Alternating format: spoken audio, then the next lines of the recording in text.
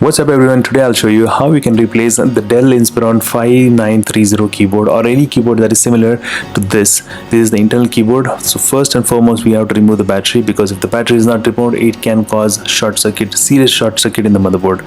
And after that we'll have to remove all the hinges and dismantle the display from the motherboard, from the body itself, because the motherboard is actually held on to the hinges of the laptop.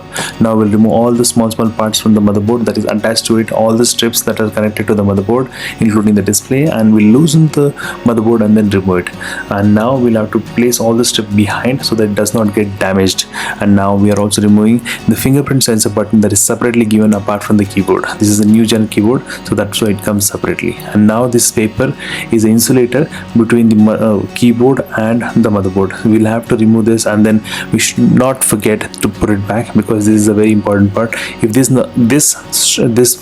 insulator is not put, there might be a short circuit in the motherboard. So to remove the frame that is attached to the keyboard and the body, we'll have to remove all the small latches. There are no screws here, there are small latches that is given. We'll have to break them and then open it. So for that you need a very sharp screwdriver, and then break all those small latches that is given, and then break it and try to remove the frame carefully. So this is all done, all the latches are removed, and now the frame, we'll have to lift it up very carefully and then open it, and then comes our keyboard. So this strip also has to be removed carefully, and all the screws you will have to remember before removing it then. Now the frame has come out and the keyboard also will come out, and all the latches on the keyboard also has to be removed. Now we'll replace with a new keyboard to see if it fits in the place or not, because we had got a compatible keyboard. Yes, it fits in perfectly inside. Now we'll have to take the older keyboard and remove the backlight strip, because this keyboard did not come with the backlight strip. So we'll have to take out the strip and then place this old backlight strip onto the new keyboard that we already have.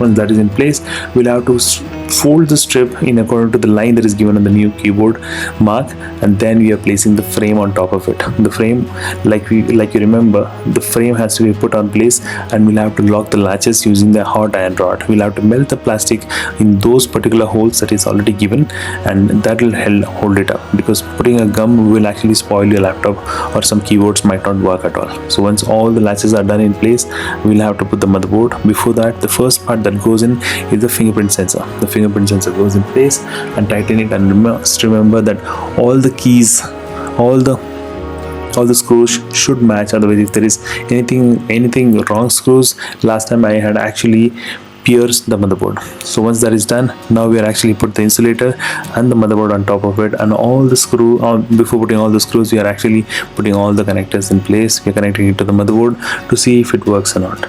So once all the connectors are in place, the motherboard is connected, we'll have to put the screws, and the display that we have dismantled, the display that we have detached from it also has to be put, and the hinges has to be tightened, which I am not showing in the video because it's easy, anybody can do it. And now you can see the fan is also put. That's the last part that you put, and Wi-Fi is also connected right now.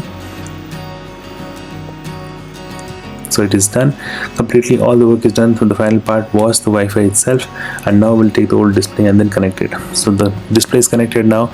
Let's see if the keyboard works or not. Yes, the keyboard works. If you like the videos like this, do like, share and subscribe to my channel. See you in the next video.